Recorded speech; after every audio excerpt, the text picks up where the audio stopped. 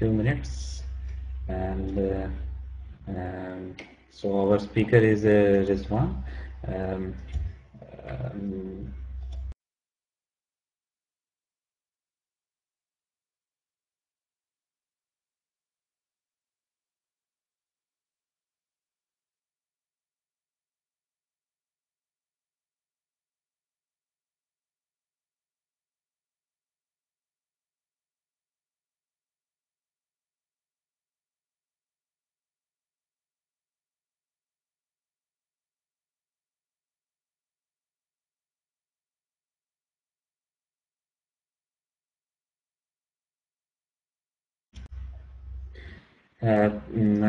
अभी lecture start हो जाएगा कुछ देर में। रिजवान मुमताज जो कि पाकिस्तानी रिप्रेजेंटेटिव भी थे और एरास्मस मंडस के, और he was master student during he was Erasmus Mundus master student also, and now he is doing. और इसके अलावा ये है कि lecture he is also delivering lecture in Pakistan in different universities, and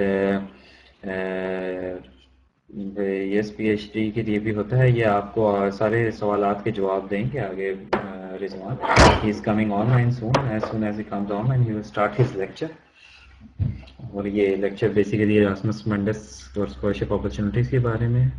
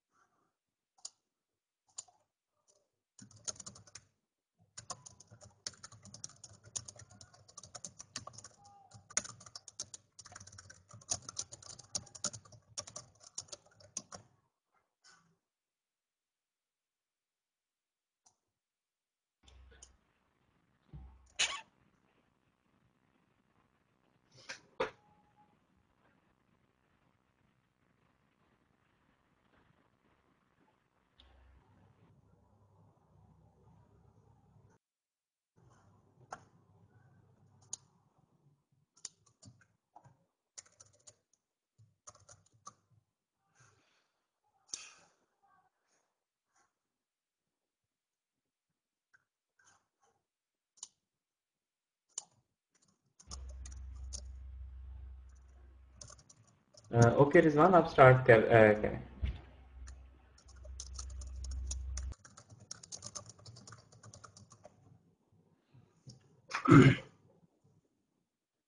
Okay, hello everyone.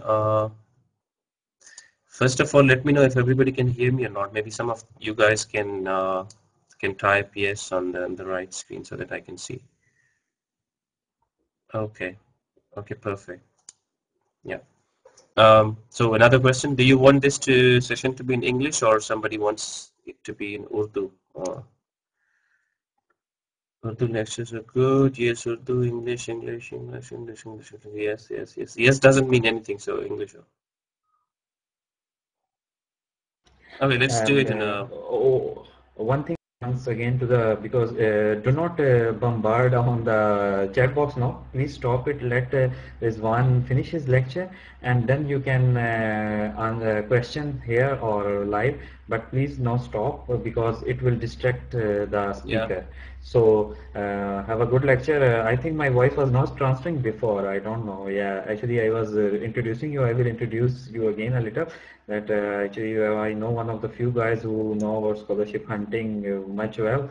He's one of the few guys I know, and you have also heard about him. He was delivering lecture about Erasmus Mundus and other scholarship opportunities in Pakistan, also in different universities, and he is quite famous in Erasmus Mundus community itself. And I hope you will have a good lecture. And now please stop in the chat box writing. You can ask the question at the end of the presentation. Thank you. Thank you, Waqar. So, as Waqar said, my name is Rizwan Mumtaz, and I'm actually a PhD candidate here in Germany in RWT Aachen University, and have been representing Erasmus Mundus Alumni Association as a country representative for the past 2 years. And recently, my tenure came to an end. But these past 2 years, I have worked with the association a lot and have been in close contact with the Erasmus Mundus and European Commission. So I've been sort of working on promoting this program. In this presentation today, we'll speak about what Erasmus Mundus is and what are its different actions, how and what possibilities exist for people in Pakistan, and who can apply, and many different kind of things that most of the people have on their mind when they first come to know about the scholarship program itself. It's a little complex to understand the whole program, mainly because when they started the program, it grew rather very rapidly for the last 6 or 7 years. So there have been different actions that they rolled out. For instance, Action 1, Action 2, and Action 3, and many kind of sub-programs. So, and since each program has a lot of different courses and projects available to which students can apply, so it's always a very difficult thing to take a total grasp of the whole scholarship program itself. So we will go through all these things one by one, from a generic perspective towards more detailed one. And then at the end of the presentation, we will see if you have any questions, which I'm sure you will have, a lot of you will have, and then we will answer those questions. So I hope this session is useful for you. So let's go through the presentation first. Yeah. So yeah, we already spoke about me. So, and let's see, our talk is today. First of all, we will discuss what Erasmus Mundus is and what are its objectives, and then we will discuss what are the different actions that the program offers. What is an action? We will discuss that in a bit in detail. And then what is the structure of the program? Who can benefit and how? And then what is the application procedure? And then how to make quality applications, right? And then where you can actually get correct and to the point information about applications, about deadlines, and about guidance. And then finally, we have a small topic which is called Erasmus for All, or Erasmus Plus. There's a duration written right after Erasmus Plus for, which means that it's a new project. So I'll tell you about, yeah, it's a little funny that we are speaking about Erasmus Mundus, but technically the programs that we are, not the program, but the brand names that we are discussing right now today will expire next year, and a new program, which will be called Erasmus Plus, would start. So it's not in its entirety a whole new program, because the current projects will continue, and the current students and the scholarships will also keep coming, but the whole structure of the program and the brand names and they will be changed from next year onward. Excuse me. So What are the objectives of the program? Erasmus Mundus, why Erasmus Mundus exists and why it gives scholarships to students. So the purpose of the program is to enhance the quality of European higher education through international cooperation. So the Europeans, most of the people in Europe, they want to raise the bar, raise the standard of the education here in Europe, and since you know that, unlike in other part of the world, in Europe, other than the local country administration, we also have this centralized European Parliament and European Commission, which aim to work for the benefit and for the promotion and for the development of whole European continent. So it was one of the initiatives of the European Commission to come up with an idea to invite students, outstanding students from other parts of the country to come to Europe and study there so that they can contribute towards the growth and quality of the higher education in Europe.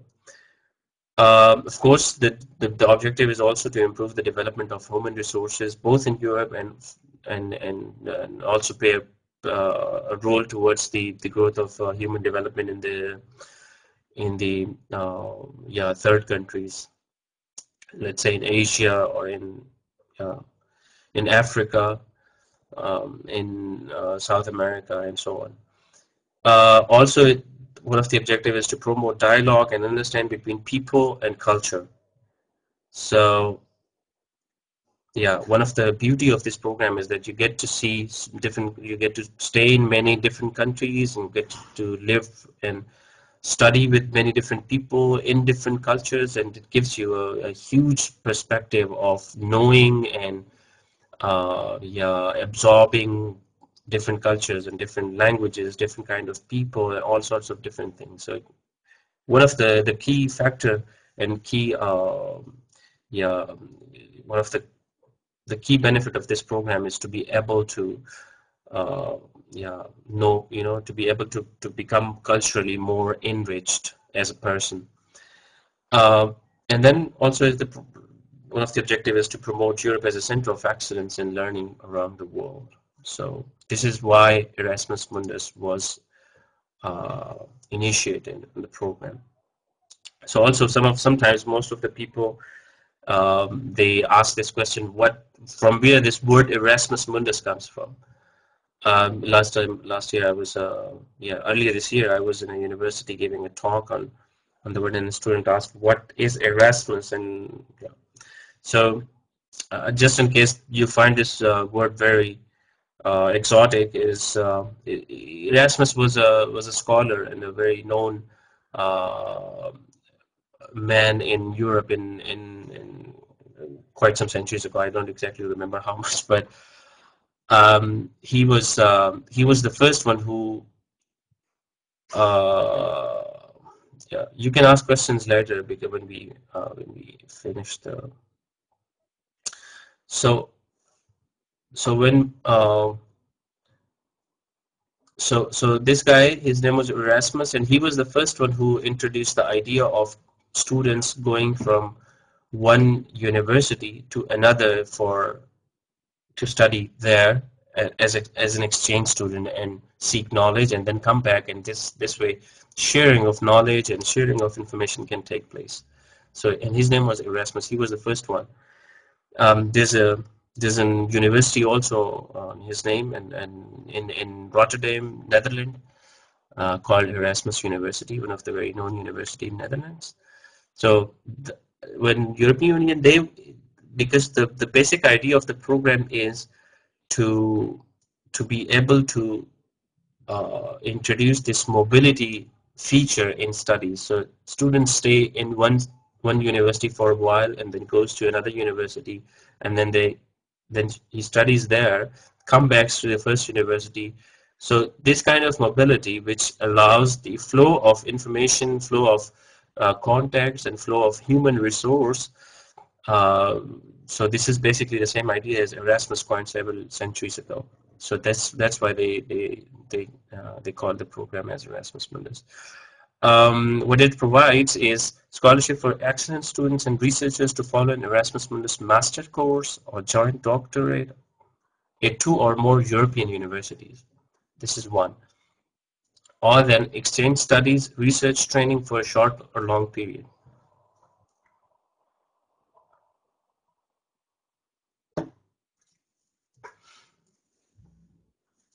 So, and so why did I write this in two different sentences? Is because first Erasmus Mundus gives you an opportunity to study a complete joint masters. We call it joint masters, or sorry, we call it Erasmus Mundus master course or a joint doctorate. So, or short as EMMC, because it first thing is you can follow a complete master course, independent master course, regardless of where you come from or anything like that, and you come and study as a complete master. The only thing is that um, you do not stay in one university. Instead, you go to more than one universities. In many cases, 2 universities, sometimes 3 or even 4 universities. You study every semester, each semester in one semester in each of these universities that are offering that course.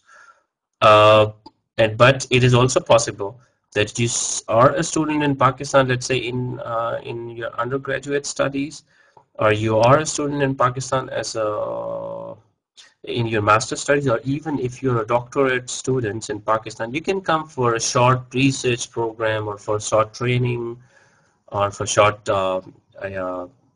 stay where you perform some research activities in Europe. This is also possible, and Erasmus Mundus uh, finances that also. We will see how these two things are different in the coming slides, and this will be very clear, I hope. So what Erasmus Mundus offers is top quality masters and doctoral courses in broad variety of disciplines. So not only masters, but also it provides the opportunity to pursue a doctoral study in several world-class universities in Europe. And the program is open to students throughout the world. So what is an Erasmus Mundus course? So an Erasmus Mundus, a master course or a doctorate is developed and delivered by a consortium of universities. So as I already said, and probably you would be already knowing this, each program is offered by a group of universities. So unlike a master program, which is usually provided by one university when people usually come abroad for studies, Erasmus Mundus master's courses are offered by more than one university. It's called, and the group of universities that offers this is called consortium. And out of so in what is a consortium? A consortium is a group of universities that is located in at least 3 European countries. So there can be more than three universities and more than 3 countries, but at least there should be 3 European countries, which also means that 3 European institutes. And one of these universities coordinates the program. So you study in more than one university, but when you apply for the program, your application goes to one of these universities, and this university is actually the contact point between you and the consortium and the program. So, and this university is, so every time you see an Erasmus Mundus master course website, so you go to, in almost all of these websites, you see a tab where they list the partner universities. And then they also list a coordinating university. So first they tell you these are the partner universities, and then they tell you which of these universities is coordinating university. So it is very important to know what coordinating university is, because your communication with the master course or any university of this master course is it goes through or funnels through the coordinating universities. In this slide, you see what action 1 is and action 2 is and action 3. So I would like to go 2 slides back. You see here I listed that scholarship for excellent students and researchers to follow an Erasmus Mundus course or joint doctorate at 2 or more European universities, or exchange students research training for short or long period. Now, these are the two things that I mentioned. Now come back to slide 7. The first was actually referring to action 1, where you study complete joint masters and complete doctoral programs in their entirety in Europe, right? So you spend some semesters in one university and some in other, maybe a couple in third university also, and then you do your thesis. But these are the complete master's program. And then you have action 2, which are called partnerships. I will tell you what partnerships are, but these are the programs in which EU and non-EU HEIs. So HEI here stands for Higher Education Institute. So European and non-European higher education institutes, they combine and offers a program. In the first one, in Action 1, only European universities offer the program as a offer the program.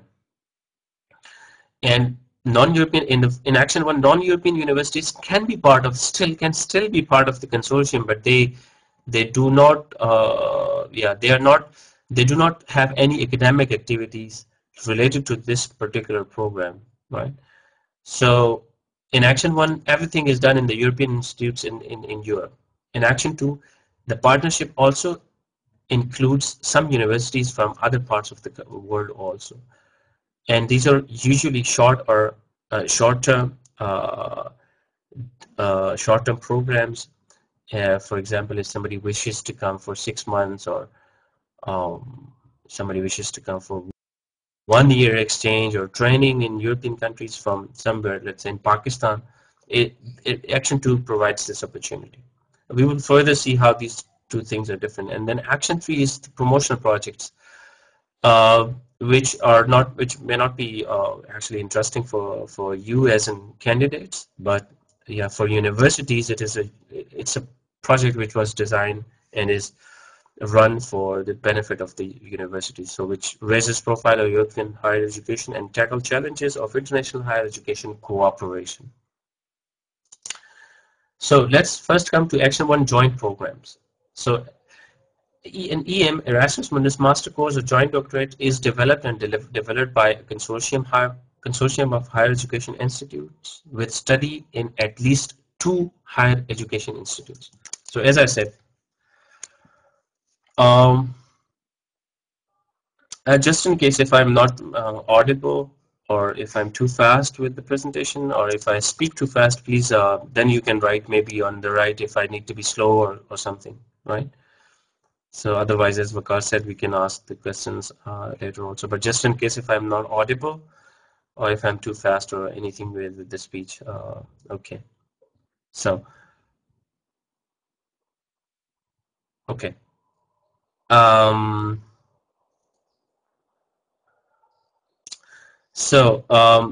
As I said, the course is developed by at least 3 universities, but you have to study in at least 2 universities. So it is not possible that you say, oh, I went to let's say Paris in a very nice university, and I want to spend my rest of master program in the same university. That is not possible. You have to go to at least 2 universities. Secondly, as I said, 3 universities should actually devise the program.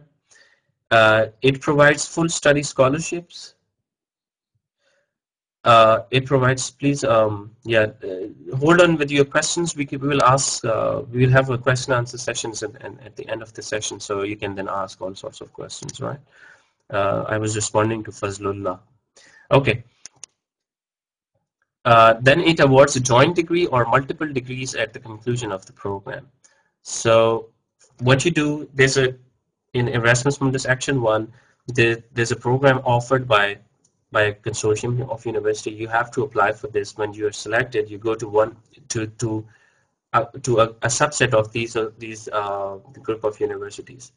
So for instance, now I would start giving you my example. So for example, my course, I was also selected for one of the Erasmus Mundus master courses back in 2009. And I was, yeah, I first came to Germany, and I spent 1 year, which means 2 semesters in RWTH Aachen University in computer science department. And then I moved to Italy in University of Trento. I don't know if you have heard this name. It's a very nice university. And I spent two further and final semesters in University of Trento, Italy. So, but in my the program was offered by 3 universities. So the two that I just mentioned, and the third university of University of Edinburgh in Scotland. So 3 universities offered the program. The program was called European Masters in Informatics, and then students had the option to go to at least two of these universities. So some students came to Germany and then went to Italy. Some students did the opposite. First came to Italy and then came to Germany. Some students came to Germany first and then went to Edinburgh. Some did the opposite, and then there's a third option also. Some students came to Edinburgh and then went to Italy next year, and vice versa. Some students came to Italy first and then went to Edinburgh. So there were like 6 different permutations available for students for pursuing their master's programs. It depends on when they ask you what is your uh, preferred mobility also, and often you get what you desire, but sometimes they also have to, equally distribute the students among different partner universities also. At the end of the program, either you get 2 degrees or 3 degrees, or depending on how many universities you attended. For example, I attended 2 universities. I got 2 degrees. One from University of Trento, Italy, a complete degree, and one from University of RWTH Aachen University. Again, but it's in some consortium they avoid you a joint degree, so you get only 1 degree, but on which they mention the number of credits that you earn in each university respectively. So I mean, each program has its own way of doing things. So now let's come to the thematic discipline. So in which fields Erasmus Mundus offers scholarship programs? So technically, it offers programs in almost all kinds of disciplines and yeah, research. Study fields. For instance, agriculture and forestry, architecture, urban planning, mathematics, from very basic natural sciences field to a very complex technological theme. All kinds of courses are available. Let me tell you that right now we are talking about Action 1 programs, which is called Erasmus Mundus Master Courses, not Action 2 projects, right? Partnerships. So we're talking about Erasmus Mundus. There are 138 master programs right now available on Erasmus Mundus. I would instead show you where these programs are listed. So if you just go to the Erasmus Mundus website, the European Commission website, I'm going to paste this link here on the chat box. So you all can all open this link and see that there's a long list of courses available on this page.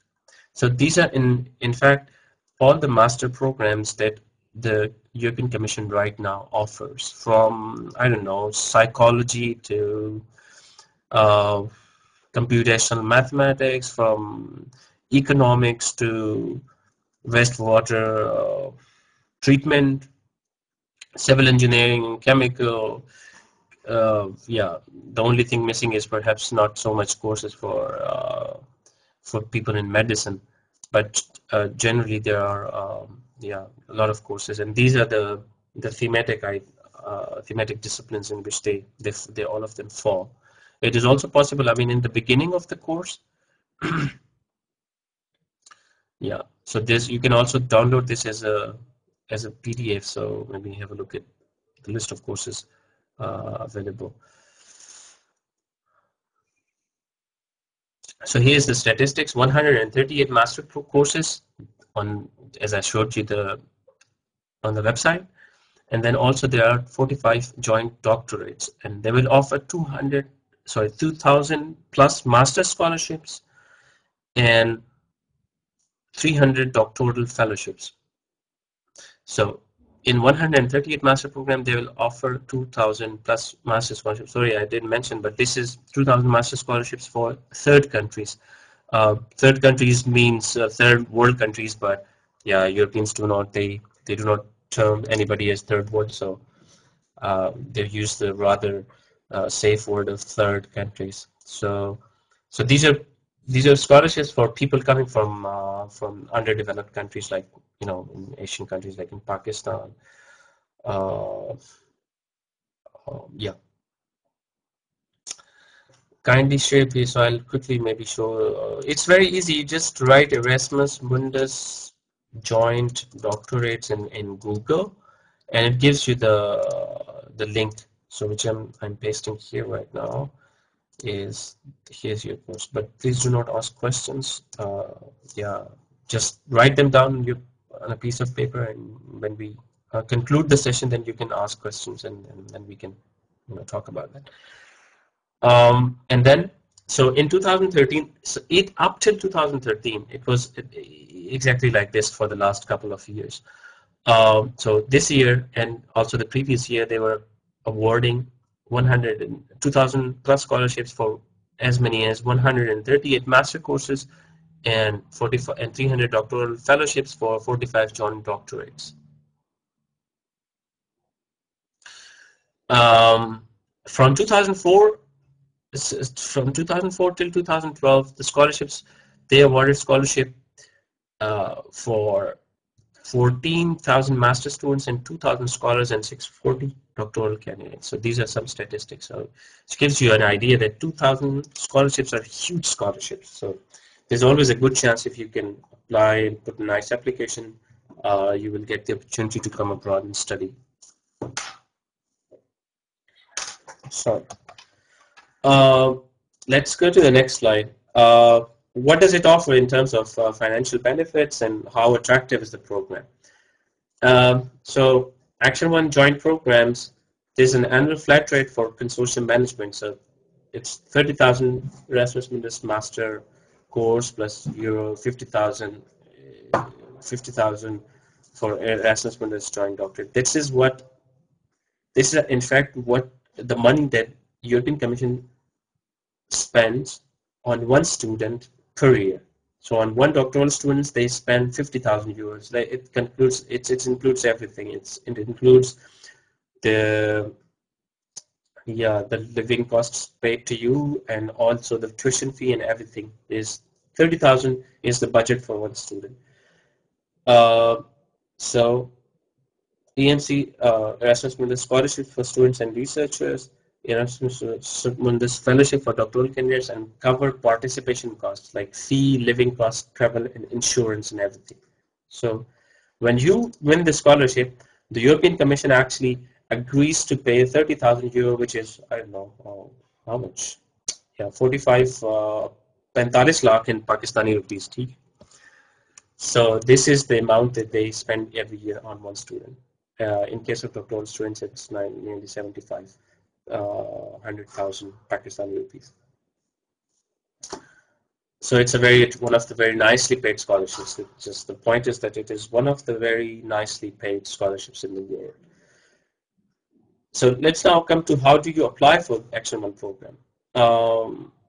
What you need to have is an appropriate higher education degree, 16 years of education, which is okay, but not entirely necessary, because sometimes they ask you for credit hours that you earn. In some universities, you can do that in 3.5 years, or even in 3 years. But all you have to do is you have to make sure that you have the required degree that it takes to be able to enroll in the program.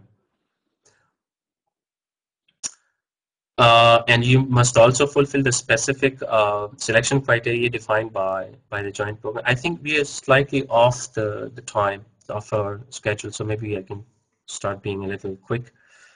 So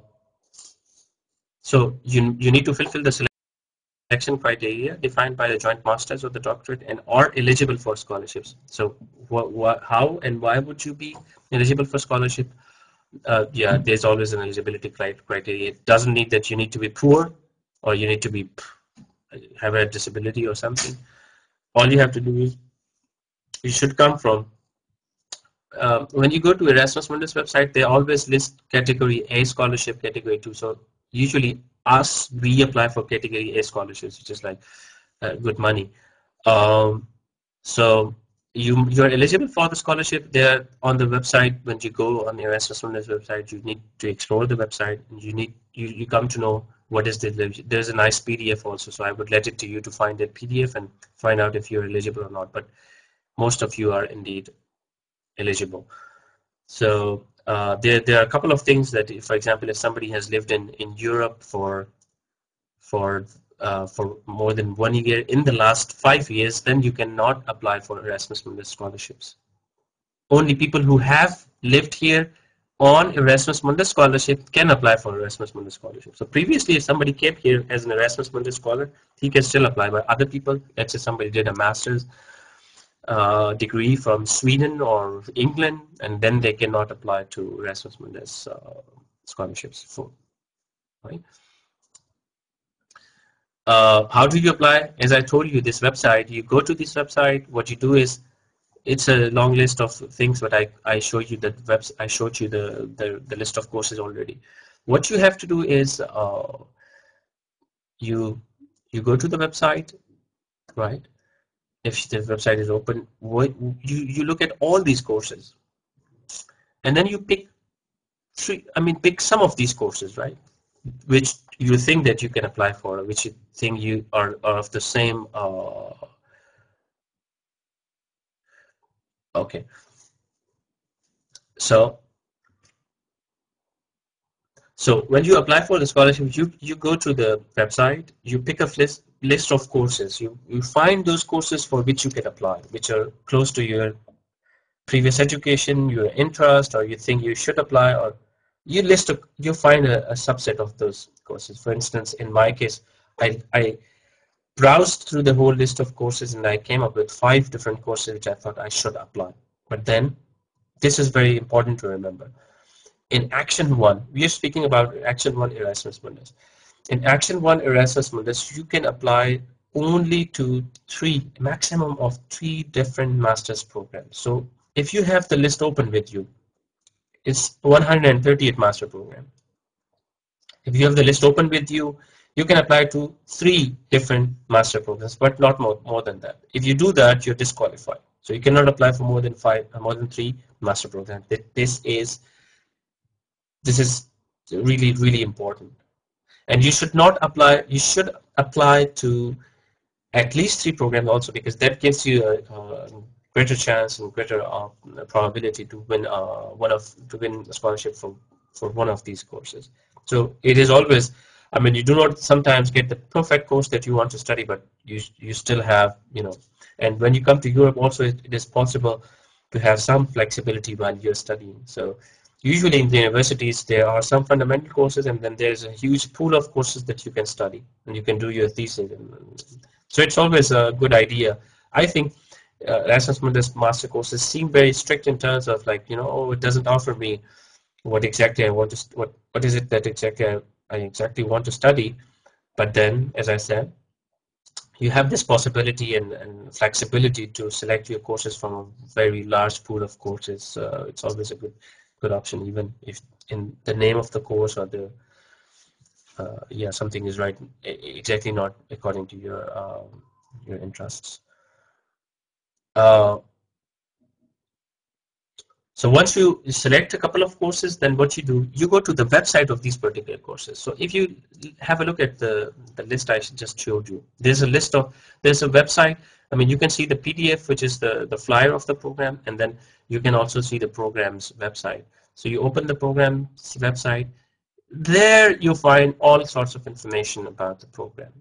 So you do not find information of the program on this Erasmus Mundus website.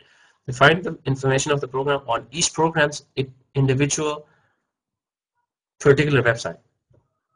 So you go there, you look at the list of universities which are, partner universities. You look at the construction of the program. You look at the structure. You look at what courses you study. You look at which universities you go. For instance, there would be programs in which a university from Czech Republic is, let's say, part of the program, and you do not want to go to Czech Republic. You want to go to Germany instead.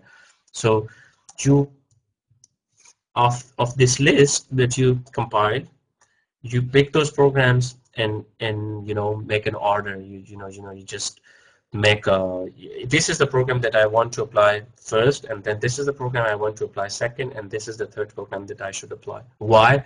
Because the first one has best universities. It has University of Technical University Munich. It has Delft University in Netherlands, and it has Imperial College London. It's a best program, has best university. But then you say, okay, I want to know this other programs does not require, for example, IELTS or TOEFL, so it's rather easy to make an application. So I will probably apply to this program. So you pick you decide on a course by your priority, depending on if you want to go to a good university, or if you want to go to many countries, or if you want to stay in only 2 countries. Like, there are different kinds of things. Go to the program website, think about it, have a look at all those things, and then decide which program is it that you should apply. But as I said, it's always very good to apply for 3 programs. Excuse me. How do you apply? So from September, most of the programs start opening their calls. So then in the call they tell you what is the deadline for applications and when should you apply. In most of the deadlines, you remember, there's no central deadline. This is very crucial to understand. There's no central deadline. Each program has its own deadline. Each program has its own deadline, and you should know about that deadline by looking at the website of that particular course, right? So and most of the deadlines are in November, December, or some of them are even in January. And by March, they start telling you the results of your application. From April, they start sending you the acceptance letter and the documents that you require to apply for visa.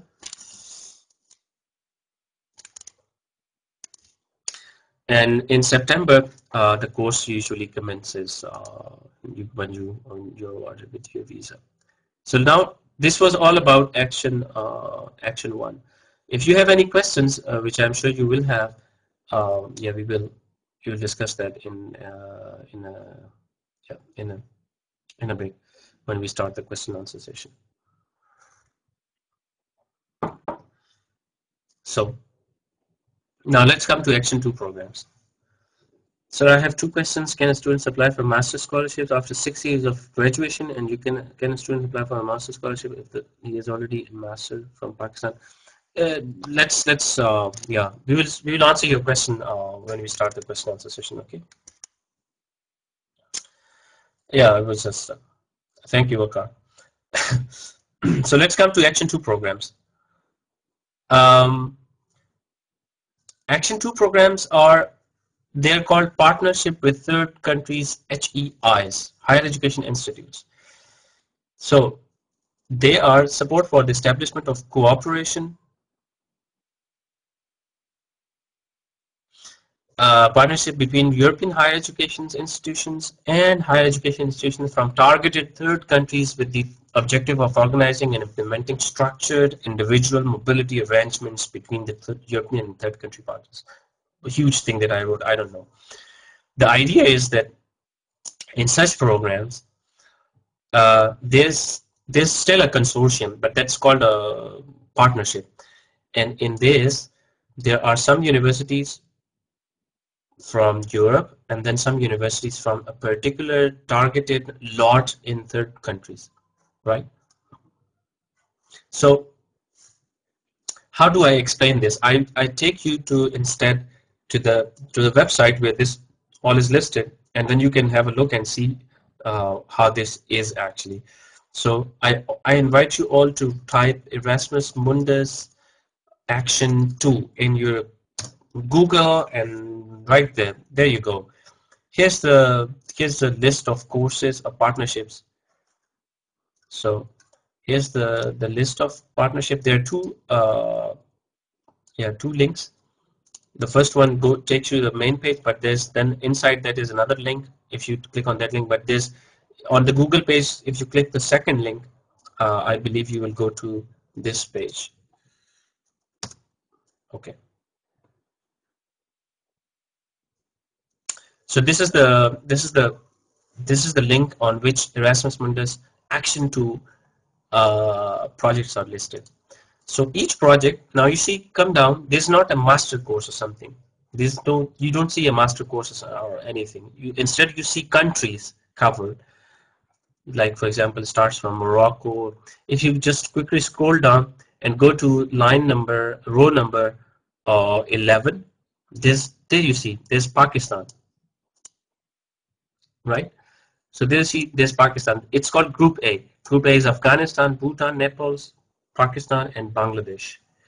And then in this row, you see different projects. For example, the first one is Fusion, whose website is still not available because this is a new program, and probably in this month or next month they will roll it out. And then you have Interweave and Experts for Asia, and then Intact. And the point is, these are different projects. And you can apply to these projects only. So not all of them, but only to this particular lot that is listed in line number 11. But you can also scroll up and see this is 2013 selection. You can also apply for 2012 selection, right? You can also apply for some projects in 2012 which are still open. So here, line number 9 actually lists Pakistan. So there are projects, for example, Clink, EMEA, Experts Asia, but you have to check if they're still offered or not, right? So you can maybe look at this thing rather more. So I just placed the URL. Yeah, it's where the Action 2 projects are listed. You can apply to only the programs in which Pakistan is listed as a but right. So this offers scholarships for various lengths. For example, you can come for you are a student in a Pakistani university, you want to come for 6 months, you can apply for the scholarship. Or if you want to come, you're a PhD student, you want to come work with some professor for 1 year, also gives you this opportunity, and so many other different opportunities. So this is indeed a partnership between HEIs from EU, European Union, with non-EU, non-European Union HEIs from a specific region. So, and it emphasizes cooperation, transfer of know-how, and scholarship of various length, bachelor, master's, doctorate, postgrad doctorate, even staff training is also possible. So if you're a member of a staff in a university, it is also possible for you to come for a short training or something on Action 2 Erasmus Mundus. So what does constitute? In Action 1, we saw that there should be at least 3 European countries and 3 European institutes. But in this case, there should be at least 5 European HEIs from at least 3 different European countries, and at least 1 HEI from each country in the geographical lot. So if we go back to the link that I showed you for Action 2 and go to Pakistan, so in program, for example, Fusion, there should be some universities from Europe, at least 5, and then 1 university from Afghanistan, at least 1 from Bhutan, 1 from Nepal, and 1 from Pakistan, and 1 from Bangladesh, right? So this is how an Erasmus Mundus Erasmus Mundus Action 2 project would be. So what does it offer? Maximum size partnership is 20. It gives you, instead of in Erasmus Mundus master course, you had this 30,000 euro per student for a year, but in this case you have 10,000 per flat rate, maximum 200,000 as 20 partner universities, right? So for every student, you are given 10,000. Scholarships also covers cost of travel, subsistence, participation, and insurance and visa. So many different things. Here I explain to you again. Partnerships with all Action 2 programs selected in 2012 were offering scholarships in 2013. I think it's slightly wrong because EMEA does not provide scholarships anymore. So, but you can still have a look at the website. Kling, EMEA, Experts 3, EMMA, West. Certain partnerships selected in 2011 may also be offering, for example, Strong Ties, EMEA, EDRs, Expert 2, EMMA. And you can also find all of this is available on the link that I showed you, right? So if you go there, you see that you open the website, you see what program it is, and where can you, how can you apply, and all sorts of different education, right? So one thing that I did not mention was that if you go to one of these programs, for example, let's come to this website and go to Pakistan, and for example, let's select one project. We select Experts for Asia, which is the third program in row number 11, and we go to the websites of this program. Have a look at this. You have a website. There's general information, and then you have partner institutes also. In the partner institutes, you can look at partner universities and organizations. Yeah. So you see, there's a coordinating university. Just in case, I'll paste this link for you in here. Have a look here. So there's a partner universities, right? Partner universities, coordinating university is George Oxt University at Göttingen, Germany.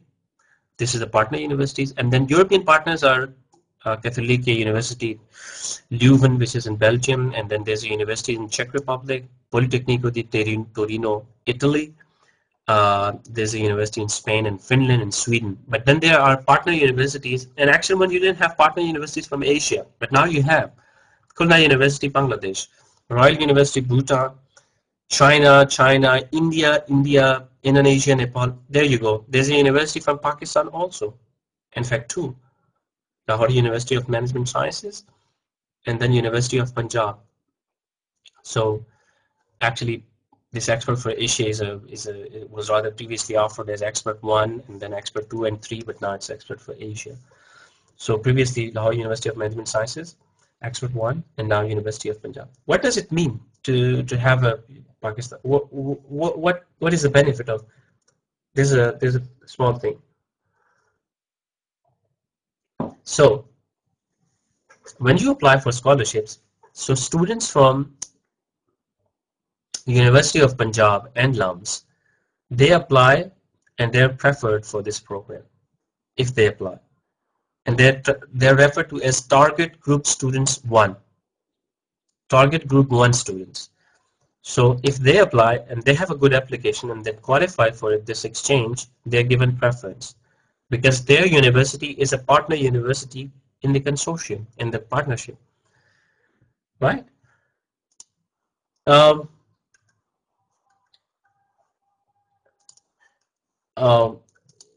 But it doesn't mean that if you're not from LUMS or if you're not from Punjab University, you cannot apply. You can still apply. And most of the students, I mean, many people who apply, still apply, they get the scholarship because not many people from LUMS and not many people from Punjab University, they know about this program or they apply, right?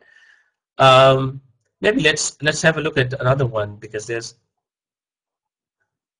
yeah, I click at this interview project and go to the institutions. And I have a look at what are the different, yeah. So if you have a look at this this one, so I'm actually following through the same Erasmus Mundus Action 2 projects website. I clicked the interview website. I went to another page on which, right, the information about Erasmus Mundus partnership interview is written. And now I am in the partner university. So there are universities from coordinating universities, Malaya, but then Bangladesh University, Royal Institute of Bhutan, right?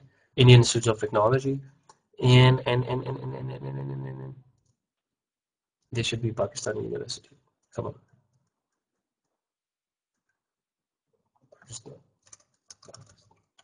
Okay, I know. Why is there no Pakistani university?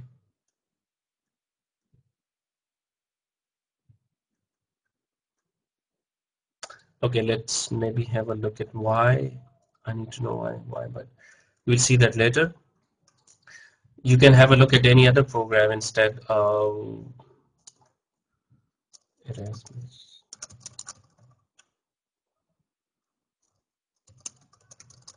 Sorry about the delay. Um, yeah, instead you can go and have a look at not interweave, but um, maybe intact. If you go to intact, which is not yet offered but will soon, right? So these are actually this year the projects are still not. I mean, some of them are still not open.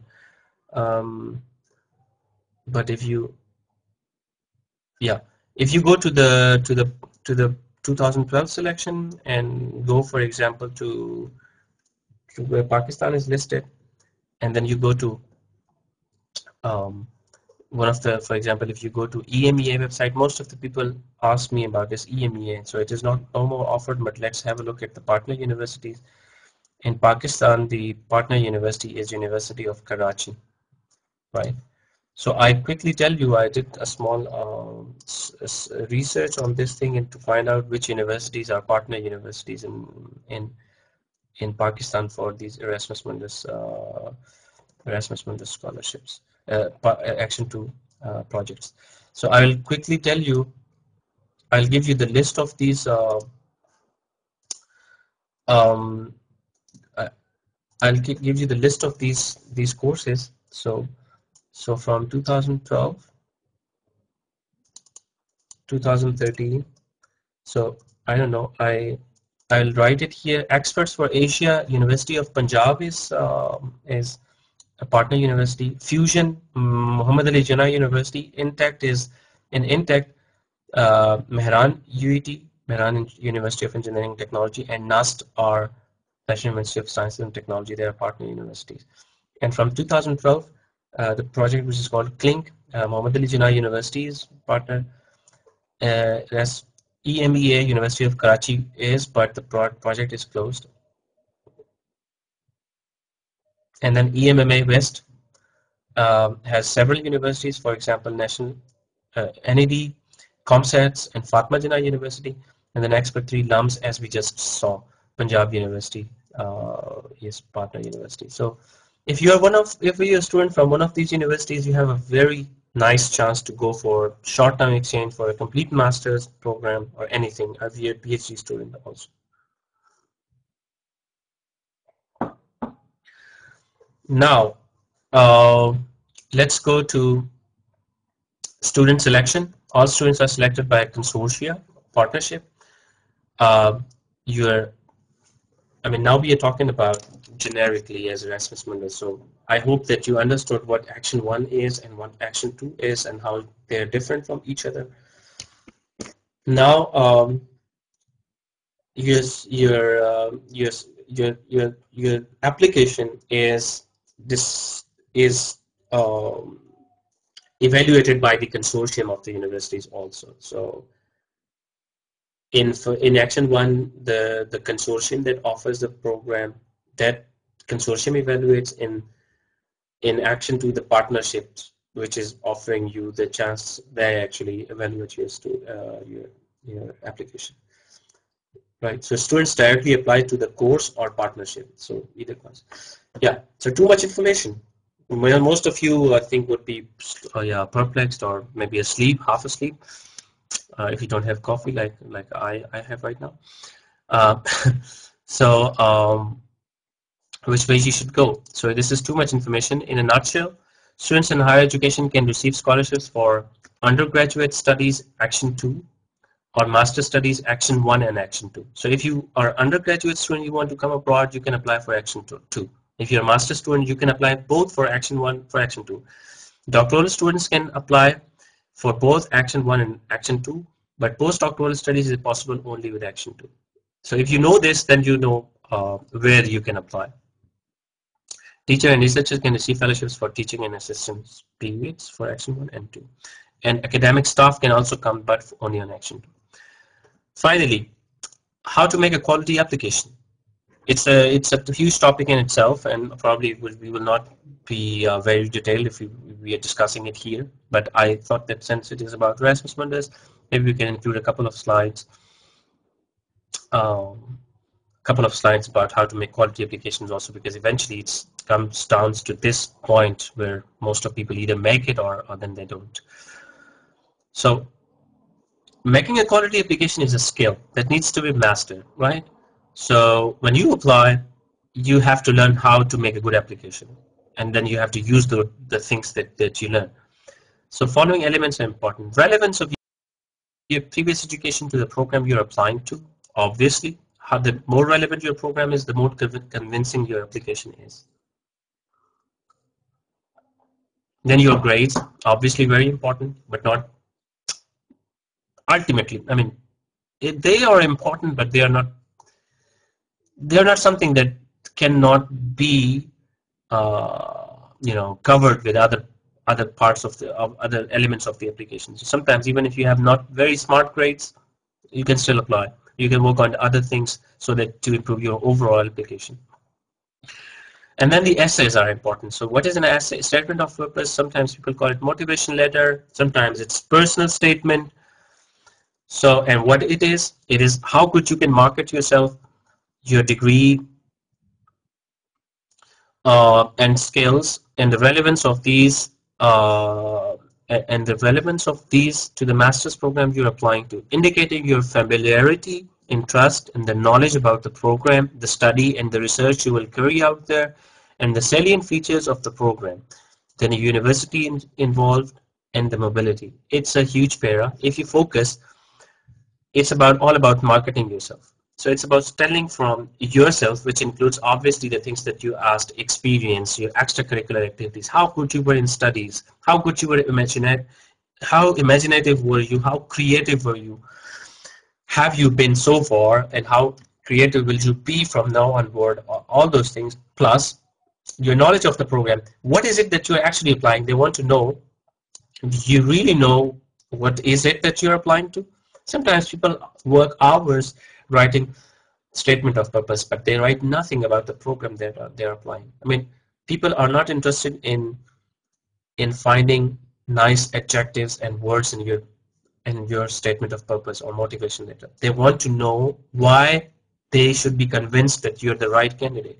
You have to put all the elements. You have to market yourself, your degree, what you did, what you're doing, what you will do, all those things into one. You have to plug all these things in one document, make it really nice. This is what this is an interview in your absence. This is how people get convinced that if you're the right guy, they should invite to study in the university or not.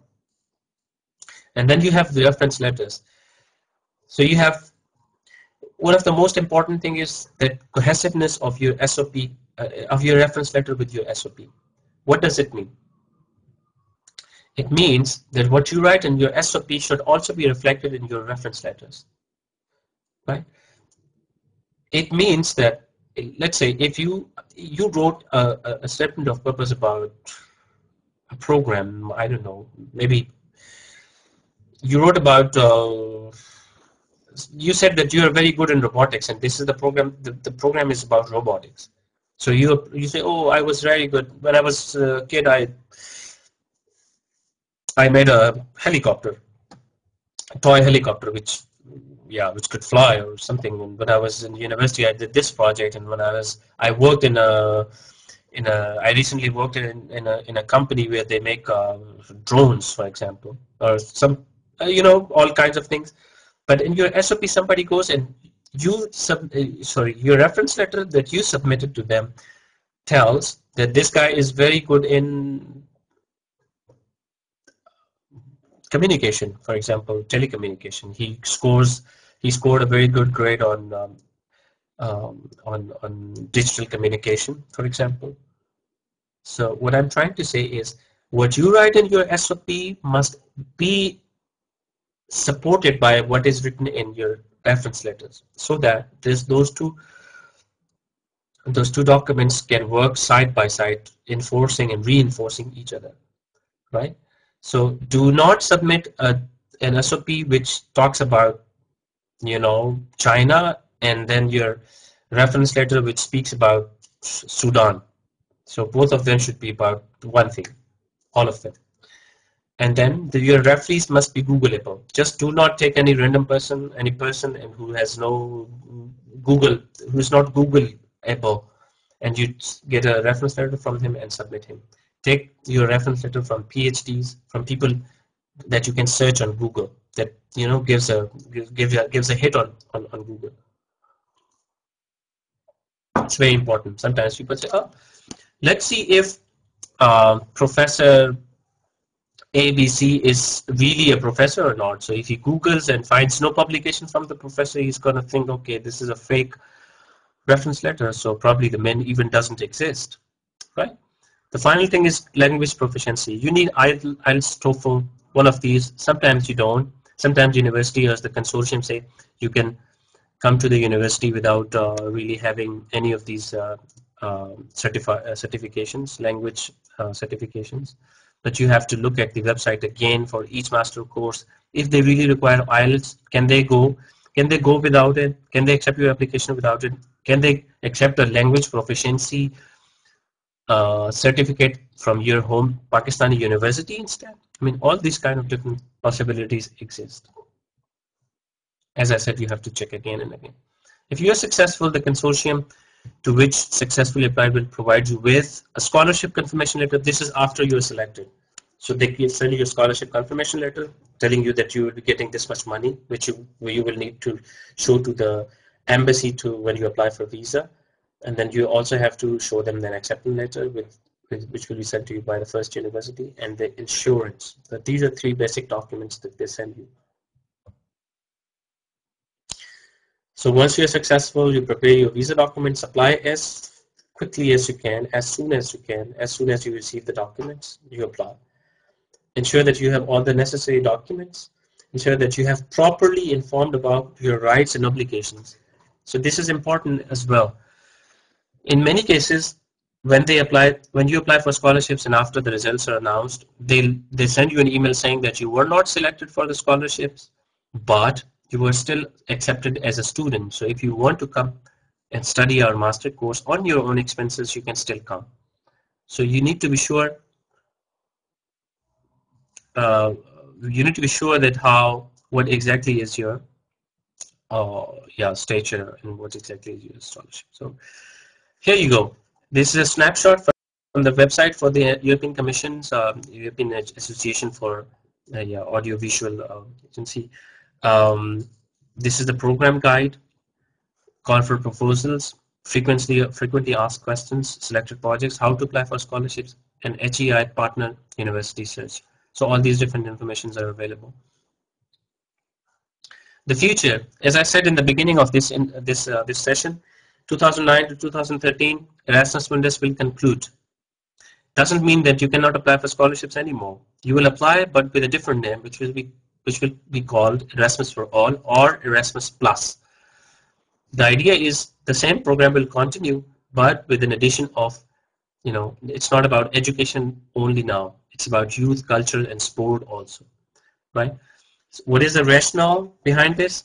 They want to streamline EU support in all areas, not only in education, but also in cultural exchange, in sports, and many different things. And also the idea was because as you see now, Action 1, Action 2, partnerships, Erasmus Mundus master courses, joint programs, so many different things. They wanted to streamline everything, put into one box, and call it Erasmus Mundus, so that you don't have to remember next year what is Action 1 and what is Action 2. Right? So this is a flow chart, which I'm sure you would not be very much interested in. The new program will mainly support mobility for students and staff from non-European countries. They will still offer joint degrees with scholarships, program for intra-university cooperation on capacity building. So they are going to broaden the things, not only education, but capacity building also. In terms of education, culture, sport, all sorts of technological exchange and many different things, even businesses. right? Here are some useful links. Information on Erasmus Mundus program. You can send emails also to European Commission. Here's our Erasmus Mundus Alumni Association's web pages and Facebook page. There's a website, nice website on Study in Europe. This study portal is a perfect website where you can search for many different scholarships in Europe. Here's a small blog for Pakistani students who wish to apply for Erasmus Mundus program. We actually developed this blog some time ago to help to provide a very concise information, short information about program and application. If you need further help, guidance, you can get in contact with, of course, scholarship network, which is actually arranging these online seminars. You can get in contact with them also. They're putting a lot of effort in promoting this program also alongside with other programs. But you can get in contact with us. This is the Facebook page. You can send us emails on our Yahoo group. You can send email on pakistan@em-a.eu. And as I said, for basic information, you can still go to our blog and have a look at different topics there. It also helps provide help on writing statement of purpose and reference letters and many different things.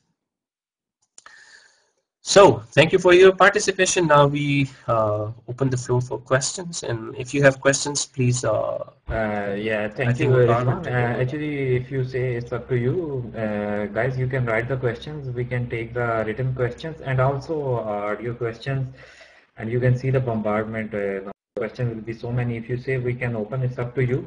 The time is less. We may have maybe 30 minutes, 40 minutes more. 35, 40 minutes more for the questions. Exactly. So it's up to you. If you say we can open someone or you read from here, it's up to you. What do you say? I think opening a question would be everybody else also listen to the questions and answers. So maybe listen. They can ask questions.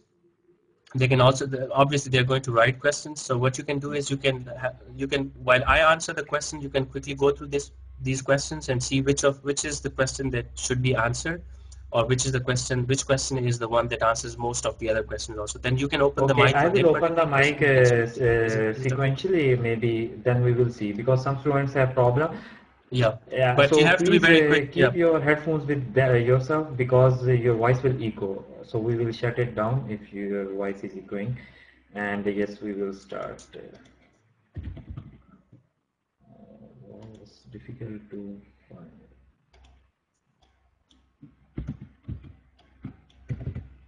I don't know. Actually, my search is not working now. I have to check.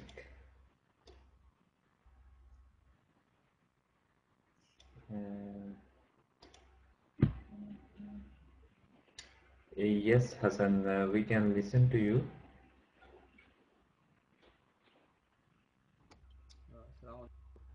Hello, Hassan. Hello, can you hear me?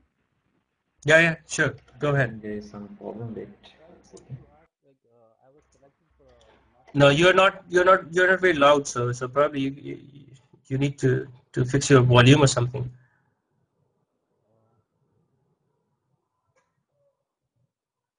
Can you hear me now? Yeah, go ahead, please. I was selected for a master's program in merit last year, but I did not go because I already had my master's from Sweden. So I rejected. I said sorry to them and that I could not come. So I actually wanted to apply for a doctoral now. So do you think it's going to be a problem if I apply again? Okay. I don't think that applying for not availing the opportunity is a problem. The real problem would be that you have studied in Sweden, which I suppose would be in the last 5 years, and you stayed there for more than 1 year. So that's going to be a problem. In my opinion, you cannot apply.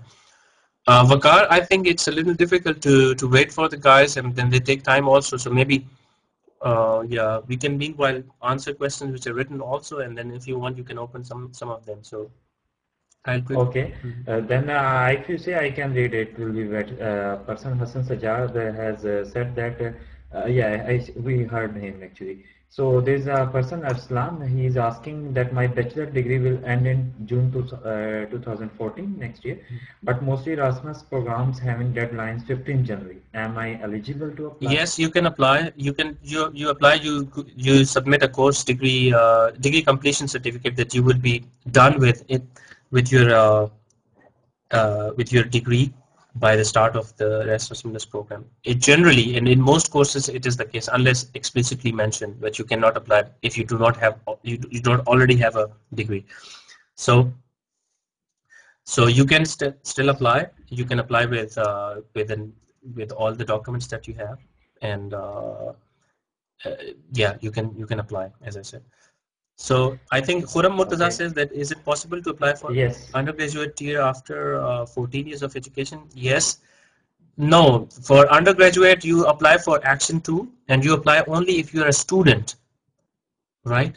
So undergraduate, if you're already done with your BCom, that means that you're not university students anymore.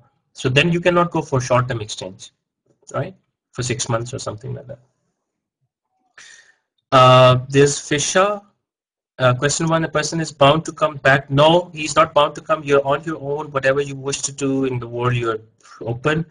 Like if you got PhD, Italy, Germany, that is necessary to come back to Italy after completion. No. After completion, there's nothing necessary. You are absolutely free. You can stay in Europe if you find a job and have the visa. You can go back. There's nobody who is asking you what you do with your, yeah. University selection is of our choice or totally scholarships heads. They ask you about the mobility, because as I said, when they have these more than 3 universities, so the idea is to have some flexibility and some diversity in the course offers they offer, right? So for example, in my course, there were there were 3 universities, but there were 2 different specializations.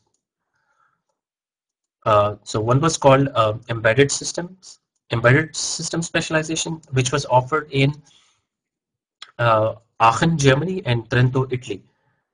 And then there was a media and informatics specialization, which was offered in Aachen and Trento, or Aachen and Edinburgh, or Edinburgh and Trento. So these, like, they're different. So if your my profile matches better with embedded systems specialization. So obviously I was offered. So if I had applied for Edinburgh, I wish to apply for Edinburgh and Trento. So, and they would see, okay, this guy, his profile suits better with embedded system specialization. So we are not just following his desire that he wishes to go to Edinburgh or Trento. So he would go to. So sometimes you get what you desire, as I said. Sometimes they decide for you. But once, yeah, it is decided. Sometimes it is debatable. You can still speak to them if you want to change, and if it is possible, they do change. But if it isn't, then yeah. Maybe we can move to the next question. Yes, Hassan Ali question is already answered. You can apply. Kapil Dev says, how much IELTS score needed? You have to check individual course websites. So you have to check website if they. Once you go to particular website, particular course, particular partnership, there you see how much is the IELTS score, or if IELTS is even required, or if IELTS is even, I mean, in the first place accepted, which it is in most cases. But you have to check all this information on the course website, right? So have you seen people with less than 3? Of course. 3.5 is a very decent GPA to apply, unless you 3.5 out of 4 is a good GPA. It's a good GPA. You should always look forward to getting accepted if your other application documents are also outstanding.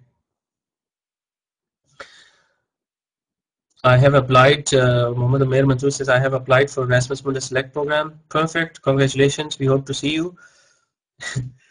Question 3 to 6, different combination Italy to Germany and vice versa is in our hand or not? Question 3, they exclude us if we apply more than 3 courses, and this is the same for PhD. Vakar, is it same for PhD? Because you're in the PhD, I'm not really sure.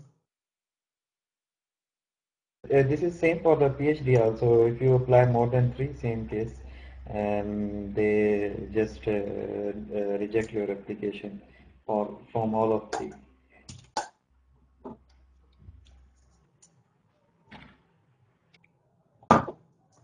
One thing important, there is no such 3 courses limit on Action 2 projects, right? So if you wish to apply for Action 2 projects, there's no such 3 things. You can apply to as many as you want because they are not individual master's programs.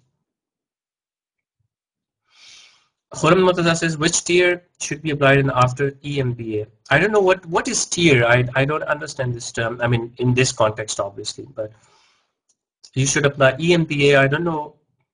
Executive MBA is if it is 16 years and you have the credits equal to 16 years of education, you can apply for masters, Erasmus Mundus masters, definitely. Do international, Hussein Kazmi asks, do international plus national level curricular and extracurricular achievements and volunteering activities matter? Of course, everything that is related to you, every outstanding thing with you, your leadership capabilities, your people want to invite those people who can make a difference when if they go back to Pakistan, you know. So they want to invite those students who are good. They do not want to, I mean, they do not want to waste money on somebody who wouldn't contribute towards the society or towards the you know, good of people back home. So if you are an extrovert, you like to get in touch with people, you like to socialize, such people can make a difference. So if you have international national level curricular activities, obviously you're going to make a very good impression on the selection committee. So that really does matter. That's why I said it's all about how you market yourself. And when you market yourself, you just don't say, I got good scores, and you talk about every outstanding thing about you. Yumna is asking, how much does your research matter? Obviously it matters. It's exactly one of the things that you can best sell. If you have a research paper, you have a very good chance that you will be accepted because you already have exhibited and you already have showed potential for research, potential for growth. So obviously you're going to make a very good application. These are the things that actually gives you a cover of if your GPA has not been very good. So if your GPA is average or nominal, you cover it with statement of purpose, you cover it with your experience, you cover it with your extracurricular activities, you cover with your skills that you have developed off the school, you know, off the university, off the class. So all these kind of things. And you write this in your SOP, remember, nobody interviews you. All you have is 1 or 2 pages of statement of purpose or motivation letter, and you write everything in there. Hassan asks, what do you think about BS software engineering, how it differs in sense of future scope from computer science? Are there master's and PhD scholarships for software engineering graduates? I think, I don't know if Vakar would agree or not, but generally I think this question is now obsolete if a certain program has scope or not, because all it matters is how good you are in what you do. So if it is based software, I don't think how it is very different from computer sciences, because in computer sciences, when you come abroad, I was in computer science department, there were 12 chairs, 12 research chairs, from databases to robotics to I don't know, to theoretical computer sciences to web development, all kinds of different things. So it's absolutely, I mean, it's a question that, first of all, software engineering is not no different from computer sciences, and second of all, even if it is, you still have the same opportunities, and you still have perhaps more opportunities. For, let's say, in Germany, you have more job opportunities if you are a very good software developer. Majid Mushtaq asks if I have been to USA on a cultural exchange program. Should I write that? Obviously. Why wouldn't you? That means that you already were qualified enough to go abroad before also. People thought that you were good. That's why they invited you. Now you should be invited again because you're good. So anything positive about you should go into the SOP. But you have to properly put it. I mean, develop a context for it. For example, if you went there to you went there on a cultural exchange. Then you write in your SOP. I love the idea of spending one semester in one country, learning the culture, knowing the culture of one country, learning language, and because of and then moving to another country, right? And because of and since this desire is not new. In fact, I was selected for a culture program already because yeah, I went to America. I did this there. So it's already a very good point to be put on statement of purpose. Because that would be better. Okay.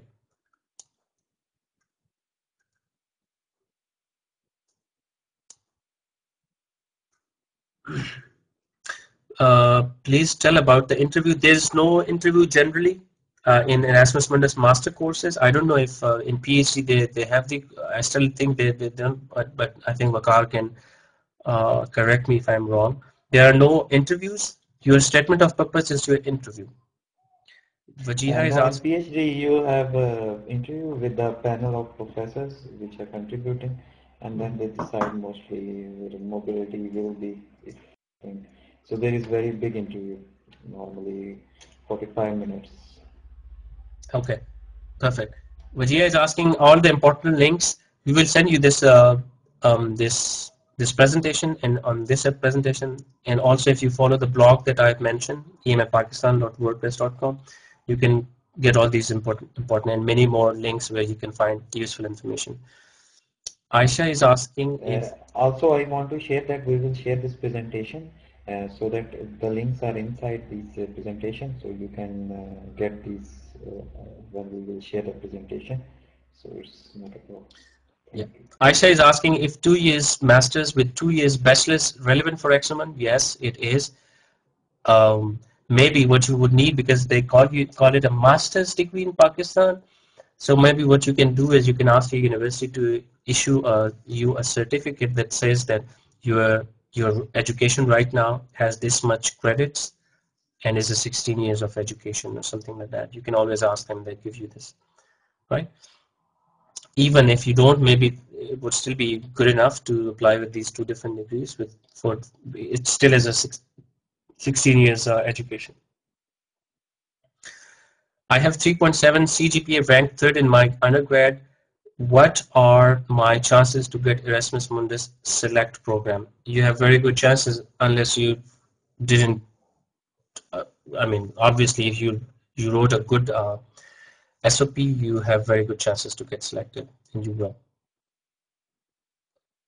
I don't know which question are you talking about, Muhammad Azim, so we really don't know. But then Muneen is saying, I have graduated with degree in economics from NUST Business School, Islamabad. Currently, I'm working with Teach for Pakistan. I wanted to apply for Masters in Public Policy that focuses on education. We cannot tell you exact course. You have to put in some effort. You have to go to the link that I mentioned. You have to look which programs are close to public policy, and I'm sure you will find many of them, right? You won't be able to listen to the questions. Read the questions that are written. Okay. What do you think about BS software engineering? How different? I think we already answered that question. What do you think about do international? Am I going back? No, these are repeated. I Okay. think they were posting again after we taken the Okay. CGPA video. CGPA is main, or research publication and research experience is preferred. I think I don't know. I mean, it's a very difficult question to answer. It's a combination actually. So if your CGPA is very low, it's 2.0, then obviously it's a problem. But let's say if you have a CGPA of 2.8, but on the other hand you have 3 research publications in very good research conferences or even journals, then obviously you are a very good candidate. So it's a combination, and plus how you write your SOP or market yourself. So it's always it's a combination of these things. So one poor thing is covered by another. For example, you don't have any research publication, but you have a GPA of 3.9, so that's covered. On the other hand, you have CGPA 3.0, but you have 2 publications also, so they are covering each other. There's always a debate when they evaluate your application, so people give arguments for you and against you. So obviously, yeah. Then, can a student apply for masters after 6 years or graduation? Yes, you can. There's no such thing that you cannot apply if you have been working or doing something else for the last 6 years. You can still apply. Vakas is asking if what about job after masters? Can I stay there if I got a job? If you got a job, you can certainly, in many countries you stay, but it depends. So in some countries, job opportunities are better, in others, not so good. In Germany, I think you always get a job if you're, let's say, from somebody from computer sciences or engineering background. You can get good jobs and you can stay. In some countries, they give you job search visas also after conclusion of your studies. So for example, in Germany, they give you 1.5 year job search visa. So if in this time you find a job, you can stay. If you do not find a job, then you have to go back. Next question is my question. I did MS from Germany and I'm from Pakistan. Perfect. Can I apply for PhD from Germany? I could apply from I don't understand this question. You want to say if you could apply from, you can apply for PhD if you have done your masters from Germany in the last 5 years and not on Erasmus. You cannot apply for Erasmus Mundus PhD. You should better look for other PhDs, and that you can do no matter if you're in Pakistan or if you're in Germany. You can apply from anywhere. Is there, Hanif is asking, is there selective scholarships country? If yes, how much for each country? I don't know. Country means country, I think. No, there is no such geographical distribution, but yes, they don't say it, but they obviously want the scholarships not to go, all 20 scholarships from our program not to go to South Africa. So they want to distribute it, and usually in each program, 2 or 3 students, or 1 or 2 or 3 sometimes students get selected from Pakistan also. I have 5 journal papers. I'm impressed. I don't have 5 journal papers. Maybe my car has. I have 5 journal papers in MS. No, I am still. Yeah, I don't know. In my conference. Yeah. Perfect. You should maybe have a session with us, telling us how to write publications. In MS, but no IELTS. Can I apply? Oh, I'm sure if you have 5 journal papers, you certainly can go for IELTS. It's easy as a piece of cake. So, but if you do not want to do it, maybe you can look for courses where they don't need IELTS, right? Or they can accept a language proficiency from their university in Pakistan also. Anisha Rahman, my thesis going on off master. Can I still apply for PhD at this moment or after? You can still apply. Yes, you can apply. You have to tell that you're writing your thesis and you would be ready by the time the course commences. Ayman Abdullah is asking, you said we can apply to 3 maximum programs. Does this mean that we can apply for 3 programs maximum in Action 1 and 3 programs in Action 2, or overall 3? You can apply for a maximum of 3 programs in Action 1, but there is no such limit on Action 2 programs. You can apply to as many as you want. Arif Khan is asking, in some programs, okay, he's actually answering. No, what he answered is a different thing. There's no special, the special window is in terms of, for example, the category A scholarships that we talk about are for the third countries, but then there are some scholarships for Western Balkans and Turkey and Western Balkan, and in these, yeah, there's some geographical distribution, but there are other scholarships. I mean, still in Erasmus Mundus, but for what we actually apply a scholarship for all third countries, in which Asian countries, India, Pakistan, Bhutan, Sri Lanka, Indonesia, Malaysia, Philippines, all countries plus African countries, they all apply, right? So what you are talking about, these geographical lot, that's a different thing. So I think I would rather confuse you if I told you more about it. How about with 16 years of education, 2-year grad? I think I already answered that. GRE score affect the selection? Yes, if you have nice GRE scores, send them along with your application. They might have good impression. But a person already master graduation can apply. Yes, you can apply for master program still if you want to. If you have a 14 degree for 16 years degree without the masters that you did from Pakistan, you can apply without telling them that you already have a master's degree. Okay, so how to get training? Kapil there is asking how to get training a research place for 6 months. You have to look for Action 2 programs, find a place where find a university or a course which is of interest to you, and then apply. I mean, obviously somebody else cannot do that for you. So Sadal Hassan is saying, I cannot find any joint doctoral programs of my choice. We are very sorry to hear that. Uh, we wish you very good luck with other scholarships. So there, other than Erasmus Mundus, also there are opportunities. So maybe you can look at them, right? Muhammad Azim is asking, everyone has good GPA and other documents, but what makes a difference? Is it research experience or personal statement? Research, obviously, if you have research experience, you have a very good personal statement, right? Isn't it? So if you have a research experience, you have one more perfect thing to write in your SOP. SOP is itself nothing. It's about what you have. What are the things that you have? It's not about writing fancy paragraphs, highlighting your childhood stories or something. It's all about who you are, how good you are, and how good you're gonna be if you're given this scholarship opportunity.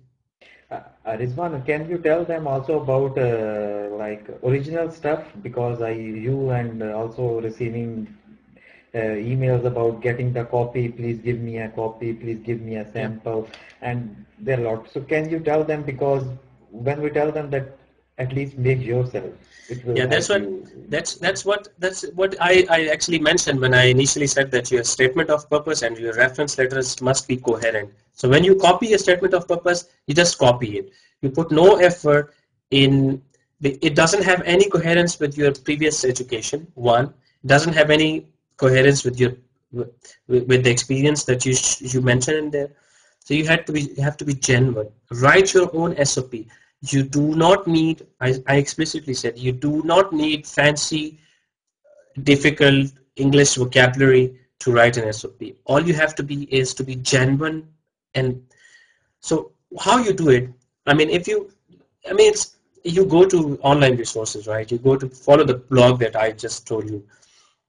There are links mentioned over there. You read those links. You read what should you write in your SOP, then write it, then get it checked from somebody. There are many people who can check it. Get an advisor on USEF, the United States Educational Foundation in Pakistan in Islamabad. Get an advisor there. Get your SOP checked from him. Send it to me, send it to Vakar, send it to somebody who can help you. So there are a lot of ways. Do not ask for others' SOP, because others wrote it for the people there are. You are you. So if you're gonna just copy somebody else, you're gonna destroy your application. So be genuine, be original, and write what you really are. This is a very important thing. So just that because somebody else write a very good SOP doesn't mean that you will get a nice SOP. You will also be selected for the same SOP if you submit that.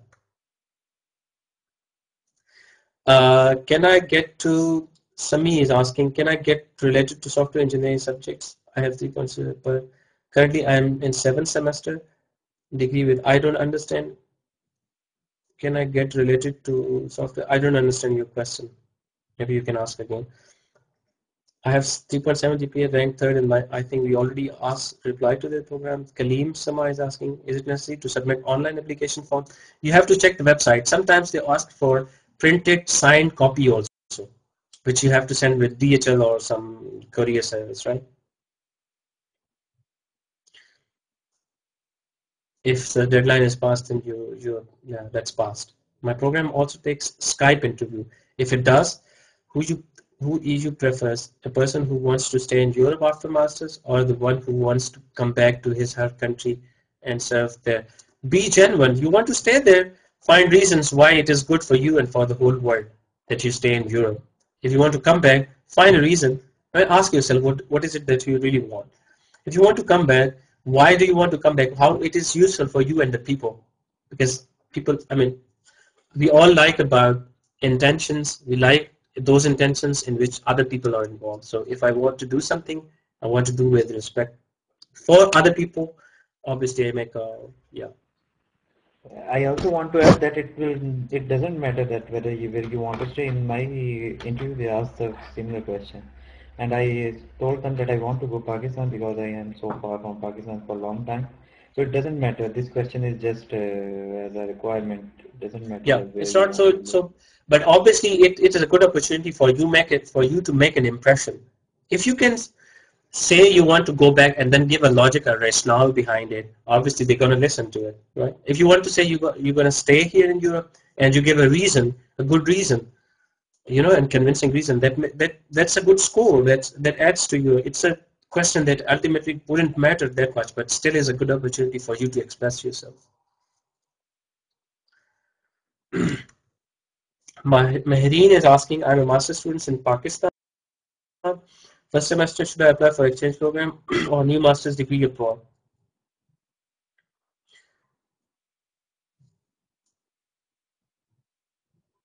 Okay, so if you have the 14 degrees master's program, 16 years degree, you can apply for a fresh master's program abroad. But I'm really not sure if you want to come as an exchange student. That means you do not get a degree from abroad, right? An exchange student does not get a degree. He gets a degree from Pakistan. He just gets a training and plus a certificate. This person came here to study. So if you really want to get a foreign degree, you should better be looking for a complete master program. And to be quick, I think, does the DRE score affect? I think the answer, please. Some guideline regarding scholarships, online interview. We already talked about that. 5 international papers, 13 conference, 88.9 in BS and 85. My chances perfect. You can even win a Nobel Prize, I think. Just believe in yourself and apply. Uh, Does a person with job experience is more suitable for selection or a fresh graduate? Doesn't, I mean, job experience obviously is a good opportunity to include one more thing on your CV and your SOP that you did something relevant in the past 2 years also. But it's not a hard line that people with a job are preferred to people or than people who have recently graduated are preferred. Everybody has an equal chance as long as you can impress. Munazza Fatma is asking how to apply in Erasmus Mundus scholarships. I have 3.8. Okay, I think you mechatronics engineering. I think we talked about a lot of stuff, so maybe you need, unless you were not absent. Yeah, so you can apply. Find out how to apply, and look at this website or this presentation or other websites that we mentioned. This whole thing was about how to apply, right? Ali Hassan, how much interview master's scholarship? We answered that. What do you think about dual degree based program offered by Comsets Lahore, who are offering Comsets plus Lancaster's UK degree? Um, I am not sure. I'm not sure. I haven't seen somebody with this kind of degree, but does it any value is again a term that is a question. It is a question that is really difficult to answer. What do you mean by value? Value is when when you know something and you're good at that, that's value. You will always find ways to make money, to go ahead with a career or something. Your email ID, please. I don't know. We'll see how we go with that. How to apply an assessment? Okay, we answered that. No, there's no percentage thing. Repeat the blog. It's written on the. You will get the ID of. Sorry, you will get the blog ID on the website on the slides of this presentation, which will be given to you later on. Yeah, we will share this presentation from the group, and also it will be distributed on EMA page. You can search by Erasmus Mundus, even he will upload. And yeah, it will be available on the group page also. And also on this link you can find, and video lecture will also be available, this lecture. After it end, I will publish, and after a few days they will send me the copy of the video lecture, and you can then share it and use it as you like. But for now you can just see it if you are registered with Rizwan lecture. So Mubashir is asking, I have done undergraduate with 126 credits, 180 ECT in undergraduates are required. ECT are slightly different. So 126, I think 131, 126 are good enough credits to apply for master's program, right? So they usually in bachelor's, in Pakistan you have these 130 odd credit hours. So I think you're good enough to apply. Do you have any idea how can we convert credit? I think there's a Vakar, do you know? I think there's a thing, but I'm really not sure. So maybe you can just speak to the coordinating university coordinator about this issue. I have 3.24 CGPA. Nilofer is asking, in my 16 years education, I want to do an MS. And I don't have IELTS. Can I apply? Look at the courses that you wish to apply. If they do not select, if you do not accept application, without IELTS, you can't. If they do with a language proficiency sort of certificate, it's all up to them and then to you. But I would suggest you to still go for IELTS. It's easy, and since you require it almost all the time if you want to come abroad, so it's better to get it done. Yeah, actually we will stop here now because next lecture is going to start soon in 15 minutes, so we'll have to prepare for it also. And yeah, because lecture is quite good, and while questions go on, we will हम आपको दोबारा invite करेंगे, जहमत देंगे दोबारा, उम्मीद है आप time दोबारा देंगे, and because these are a good kind of interaction between the students, and you get also their feedback, and you improve your presentation next time so that people get more benefit. And you are also doing this one already some work of delivering lectures in Pakistan, helping the students. So I appreciate for your lecture, and thank you for delivering it, and yes, we will share everything, and you will get the presentation at the end. It's a good blog. I have also read his blog. It's very nice written, and you can get quite good idea from that blog about applying, and even you can comment there. He will reply, of course, if gets the time, because he's also a student, and he's a PhD fellow, so he has also to do his work. And thank you, Rizwan, and I will say just after this you can make the concluding remarks. I will just say something that after 15 minutes the lecture will start of Mr. Adnan from Germany. He will explain about DAD scholarships and some other scholarships. And after that, at 6 o'clock, there will be a lecture by Mr. Farhan about general scholarship opportunities in Malaysia, China, and South Korea. And then at 9:30, there will be a lecture by a PhD fellow in China. He will explain about scholarships in China. And thank you so much. And Rizwan, you can put up. Thank you, Vakar. I really appreciate this initiative by Vakar and all the guys who are involved, and I think it's a great opportunity for people in Pakistan to benefit from such talks. And what we want to do is, we had a great time in Europe, and we studied and saw the world, and I think that most people in Pakistan, this is the way we can change that country. So if more people come abroad, get to know people from abroad, get to know cultures, then that gives us a possibility to improve our country also. So I'm very thankful for inviting me for this talk, Vakar. Very special thanks to you, and I really appreciate the effort that you guys are putting in to promote scholarships and foreign education in Pakistan. And I hope we can do some more joint things in the future also. To all of you, thank you for joining this session. If you have any questions, I don't know. I mean, it's a little difficult to write my email here, but yeah, I think you can get in contact with me on one of the on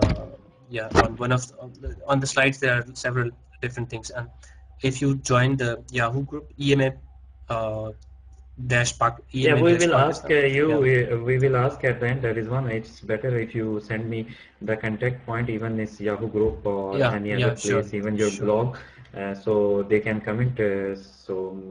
Yeah, So you will tell me, and I will tell sure. them. Yeah, So because someone does not like to have emails because maybe they do not have time, so you get neglected. So it's better yeah, it's a little difficult to you answer so many questions if you at a time. prefer, because someone body likes to have email, so it's not a problem. Mhm. So we will ask Rizwan, and we will ask him where you can, but still there is a Yahoo group. He is saying that you can post there, join it, or there is a Facebook page also, and also his blog you can Mhm. do. Mhm. And Okay. thank you so much, So Rizwan. thank you all very much. Thank you. Bye bye.